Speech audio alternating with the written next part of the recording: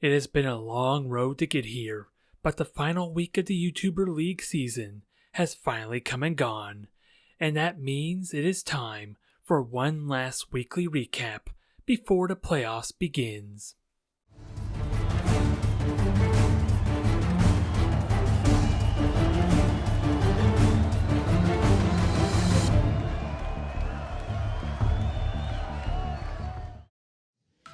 Welcome back, everyone. The suspense has been killing us, but we are finally here to conclude the regular season for the YouTuber League and choose the top 8 of our teams to be placed into the playoffs. Much blood was spilt, and many players did not survive the gauntlet of matches that was placed before them, but those who have survived are true champions of the sport, the best of the best. So without further ado, let us dive into our final week and see just how our teams did.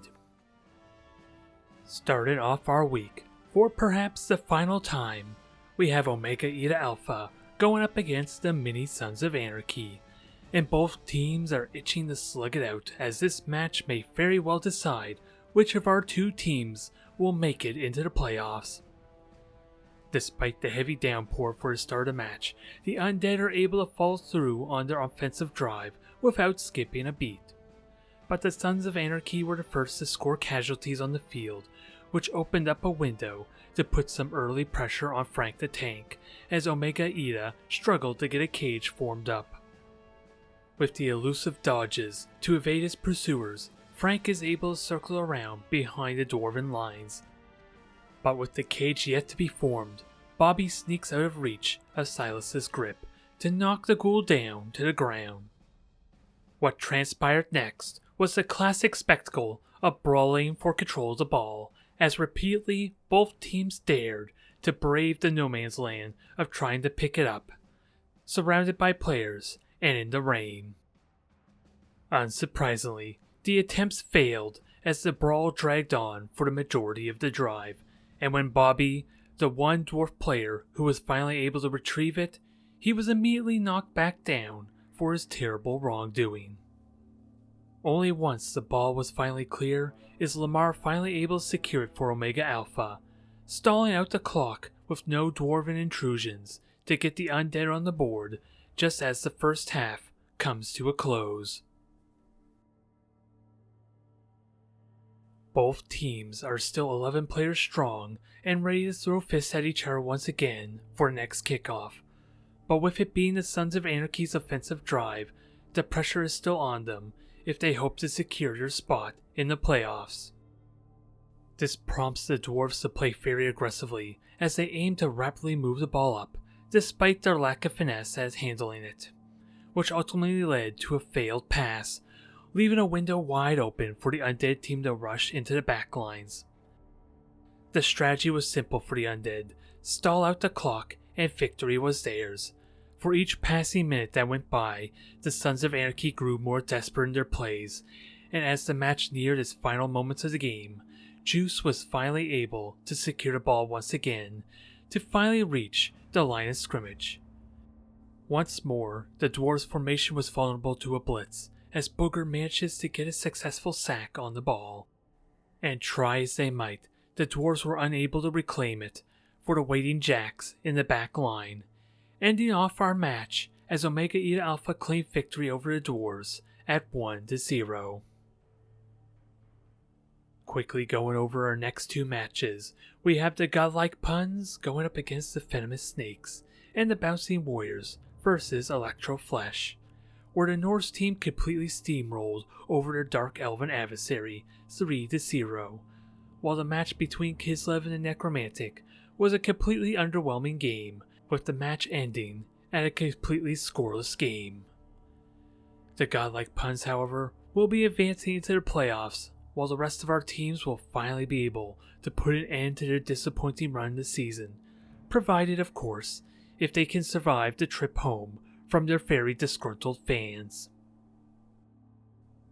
Our next match coming up, we have the Fragile Bloodmarks as they go up against the Reichland All Elite. With both of our teams already securing their spot into the playoffs, This is as good an opportunity as any to use this final match to help embarrass their opponent and cripple a few key players in the process in preparation for the playoffs to come.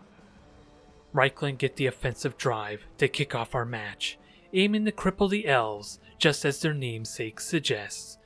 But to the crowd's disappointment, the Bloodmarks held their ground, forcing the human team to having to play a fair game of Blood Bowl, a completely unheard of concept to many of our competitors taking part in this season.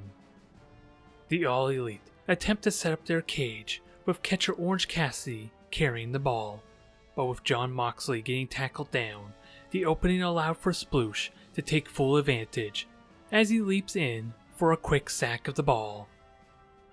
Try as they might, Reichland were not able to safely recover the ball, for at every opportunity the Bloodmarks came knocking. All the while the clock continued to count down towards the end of the first half. Growing more desperate, the All Elite pushed their runners down the field, waiting for a pass that sadly would never come, as the weakened defense gave Phone the window he needed to steal the ball from right under the humans' noses, giving Face the opportunity to score the first touchdown of the match, just as we reach halftime. Disaster strikes in the second half for the Reichland team, as the sweltering heat from the day's weather had incapacitated the majority of the human team's blitzers, including their ogre Paul White, forcing the team to be down their key players to the unhindered Elves. The heat was in fact refreshing for the Bloodmarks, as the lack of muscle from their opposition allowed them to avoid further injuries, as they quickly circle around Reichland with a simple pass by Phone to further extend their lead early in the half. With the All Elite now back to their full roster, thanks to recoveries, they now have a chance to try and make a comeback with a significant blow dealt to them so far. However, the Bloodmarks only had 2 of their players out for this match, making an Elven victory all but certain if the team is able to stall out Reichland long enough. To the Elves' surprise, stalling was not even needed, as a daring blitz by CM Punk backfires tremendously on the human team, causing them to lose the ball in the process. The Bloodmarks were content with playing a game of keep away against the distraught Reichland team, adding more insult to injury as Rey Fenix is nearly killed on the field, finally ending this pacifist match with the spilt blood. The game of keep away continued until the Elves were finally ready to secure their victory as they disgraced the All Elite to a 3-0 game.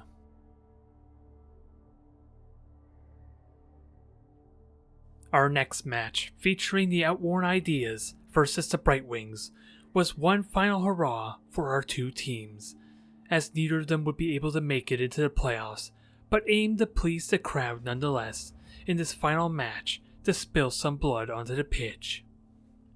The Khemri were the dominant force, of course, as the Elves, ill-prepared to fight a head-on brawl, were beaten into a pulp by the mighty Tomb Guards.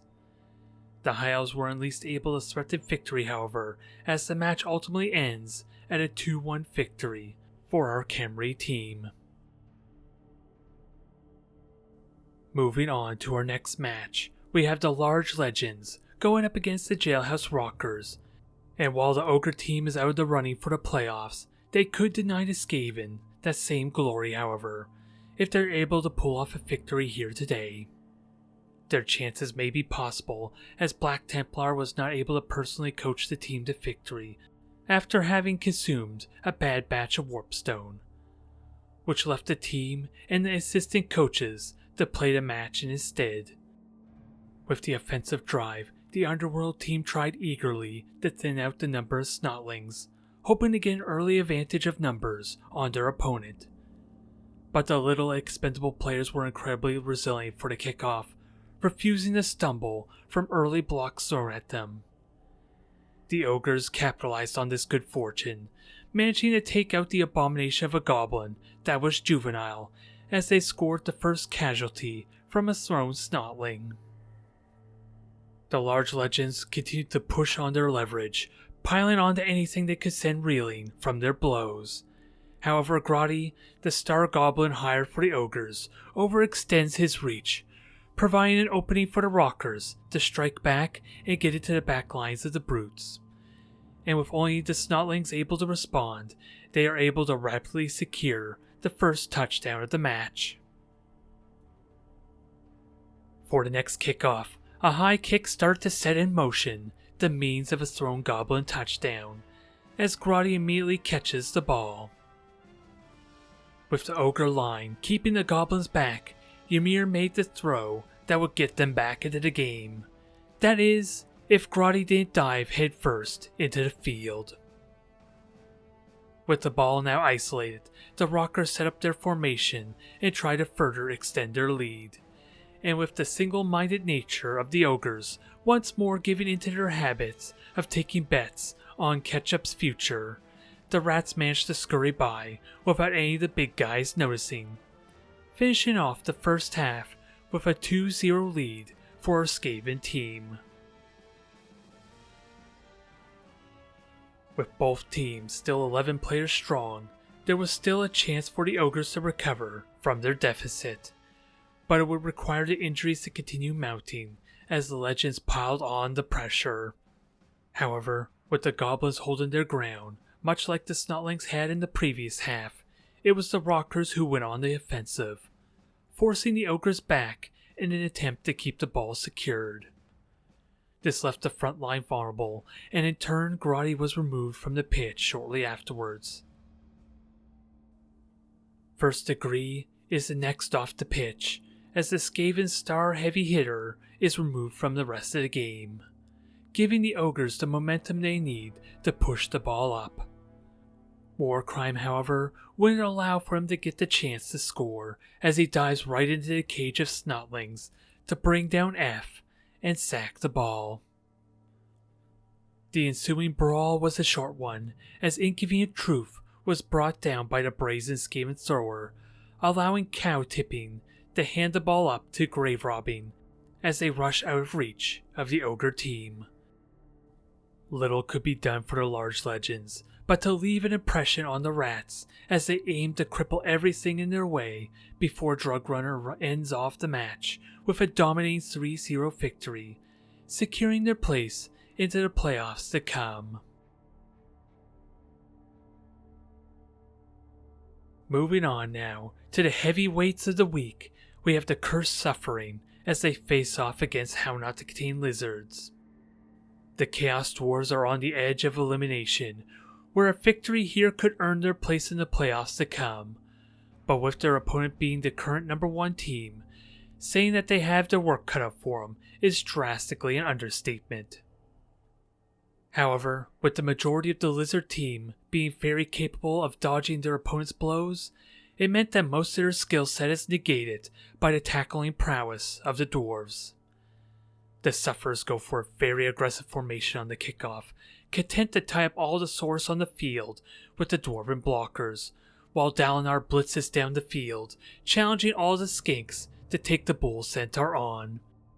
His cockiness was almost certain to be his downfall, as the skinks attempt to herd and bait the brazen Centaur into a precarious position that ultimately left him wide open to a blitz by Sarah as she moved in to blindside Dalinar.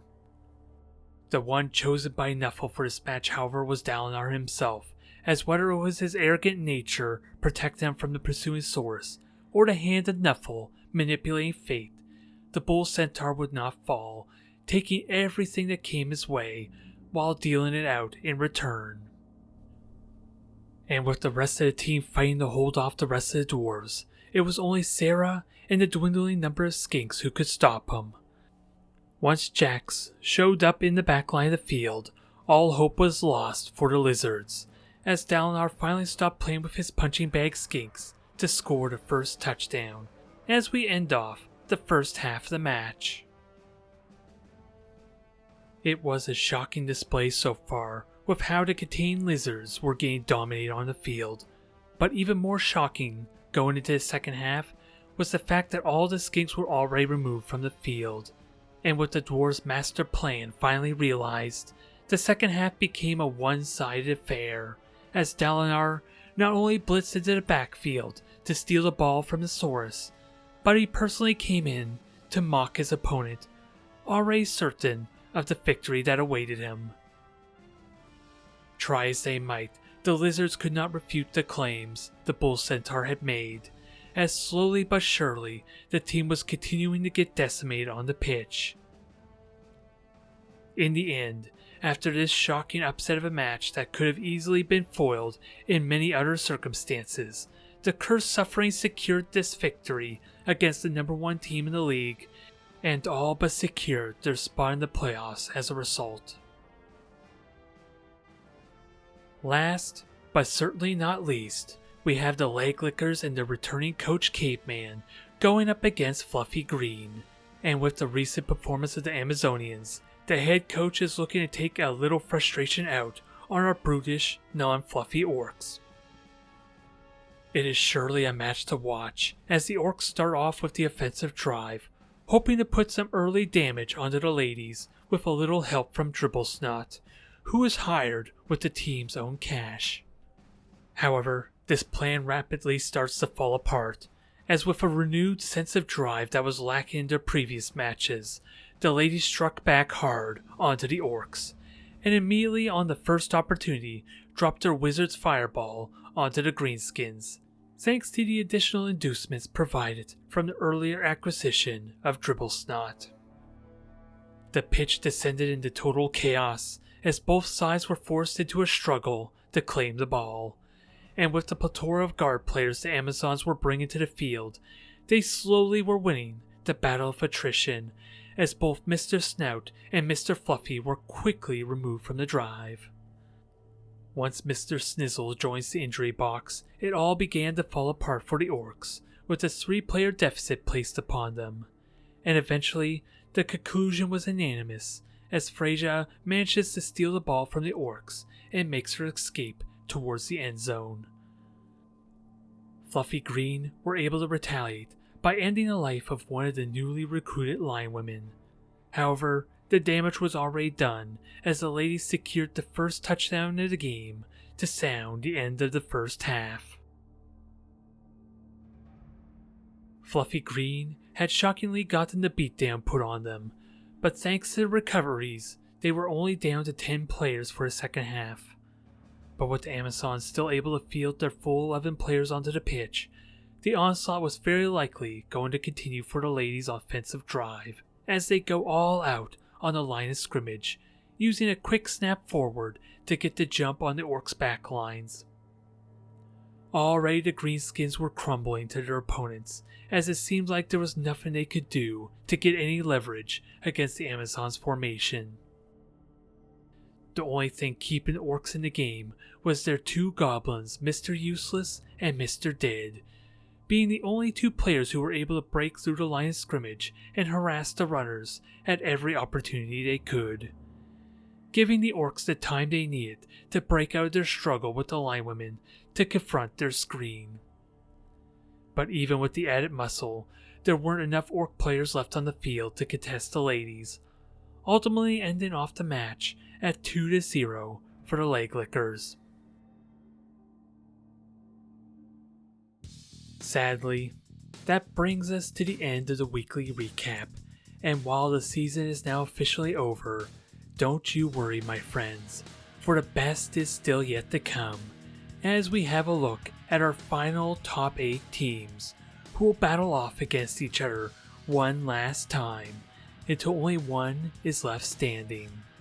How the teams have ultimately been decided is by tallying up the total amount of points the teams gained from their wins and losses, where a victory earned 3 points to the team, a tie earning a single point, and any losses inflicted would subtract a point from their score, bringing us the results we have now, with How Not to Contain Lizards sitting comfortably in the number 1 spot with a grand total of 27 points to their name. Following behind them, we have an unprecedented 5-way tie between the Fragile Bloodmarks, Reichland All Elite, the Leglickers, the Godlike Puns, and Fluffy Green, all earning a total of 25 points for their teams. In situations like this, where a tiebreaker must be decided, we first look at the number of touchdowns scored to each team. And should they still be tied, the number of injuries inflicted settles the argument. This puts the fragile Bloodmarks in the second place seed with a whopping 27 touchdowns from their matches. Reichland All Elite is in third place with 24 touchdowns. The Legglickers in fourth with 22 touchdowns. The Godlike Puns in fifth with 21 touchdowns. And Fluffy Green settling our tiebreaker in fifth place with 20 touchdowns. Out of the rest of our contenders, the Jailhouse Rockers and Omega Eta Alpha were able to secure the final top 8 slots, ending the season for the Cursed Suffering and Mini Sons of Anarchy with their victories this week. These are our 8 finalists, and already our teams are getting themselves ready for the bloodbath to come, and I, for one, cannot wait for the playoffs to begin. Thank you everyone for watching. I will see you in the playoffs.